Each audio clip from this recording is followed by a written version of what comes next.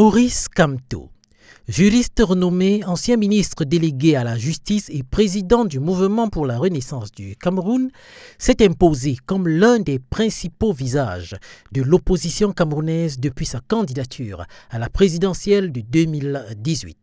Sa formation académique, son éloquence et sa posture d'homme de principe ont rapidement séduit une partie de la population, en particulier les urbains et la jeunesse connectée, en quête d'un discours structuré face à un régime en place depuis plus de 4 décennies. Pour ses partisans, Kamto est un leader courageux, ayant osé défier le pouvoir en place et porter haut les aspirations d'un Cameroun plus juste et démocratique.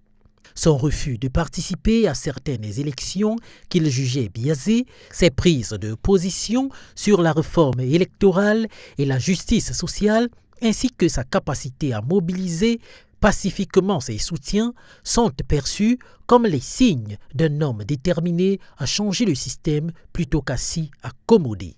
Cependant, pour ses détracteurs, Kamto a parfois donné l'image d'un noyeur d'espoir populaire, notamment par des stratégies politiques jugées trop attentistes ou irréalistes. Certains estiment que ses appels au boycott, ses choix tactiques ou ses hésitations ont freiné l'élan de ses partisans et laissé le terrain libre au pouvoir qu'il combat. D'autres critiquent un manque de proximité avec la base populaire, limitant son action à un cercle militant restreint.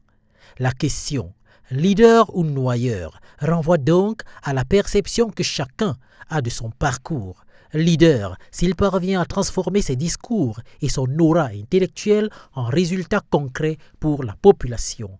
Noyeur, si ses choix politiques continue d'aboutir à l'immobilisme ou à la démobilisation des forces de changement.